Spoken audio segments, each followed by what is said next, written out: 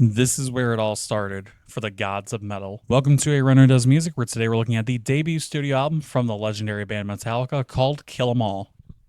This was the world's first taste of Metallica at a time when the lineup consisted of James Hetfield, Lars Ulrich, Kirk Hammett, and Cliff Burton, with guitar work credited to early member Dave Mustaine as well. This album was inspired heavily by the likes of Diamond Head and Motorhead and would go on to inspire many other artists in similar veins. So, just what did one of the earliest blueprints for thrash metal sound like? From the start of this album, you get a good taste for the band's signature earlier career chaos, with the likes of Motor Breath really exemplifying that fast, powerful metal of the early 80s, of course headed up by the unpolished, raw vocals of James Hetfield at the helm of things on rhythm guitar and vocals. James is undeniably the figurehead of this band, and a song like Motor Breath shows off exactly why, with to-the-point lyricism that is heavily inspired by the greats such as Lemmy Kilmister.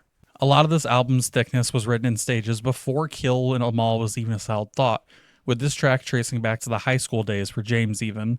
But no matter if it was a Leather Charm adaptation, new Metallica original, or far gone riff from years ago, it all flows together in an unclean yet secured package. Jump in the Fire is another teen years track, this time from the brain of Dave Mustaine and a former band called Panic, which features some of the higher quality guitar on display from Kirk Hammett, whether partially rewritten from Dave's time contributing to the band or after his dismissal. Kill 'Em All is not without its outstanding original work though, especially when you listen to the mind-shatteringly impressive Anesthesia Pulling Teeth, which is pretty much all Cliff Burton on the bass, producing one of, and I believe the best bass solos of all time in metal music. Keeping it to just bass and later drumming from Lars was a fantastic idea, giving the album a wholly unique element amidst all the typical thrash and power metal fanfare, and it is no exaggeration to say Cliff was on par with the rest of the members for presence, and this song solo cements that fact and is a clear example that he was and still is one of the best bass guitarists of all time in the genre. More pure metal excellence is one track away with Whiplash, an early example of pure thanks to the fans of the band, as well as firmly laying out the mission statement for the band.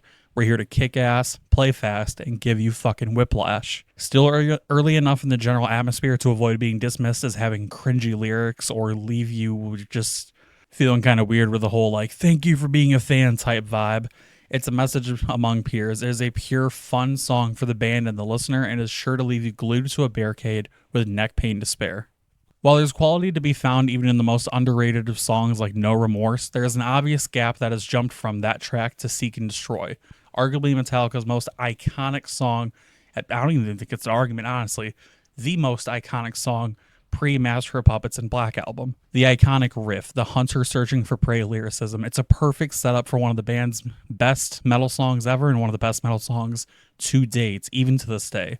This is a song that once again steers clear of any worrying embarrassment of such blatant I'm gonna get you because I'm bad fucking ass concerns, because the band sound and aura here is exactly that, and it does it perfectly. For being a debut album, it's almost startling how few negatives there are to speak of for an album like this.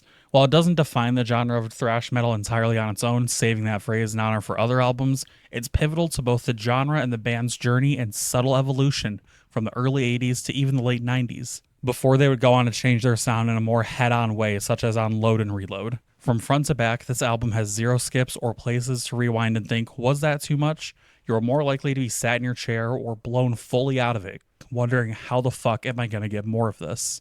Energy and raw power. That's the ingredient list for this album, and the reason why it gets a score of 8.6 out of 10. That was the review. Let me know what you guys think down in the comment section below. I'm slowly getting back to doing a full discography review for Metallica. I hope you're having a good day. I hope you're staying hydrated. I'll see you next time.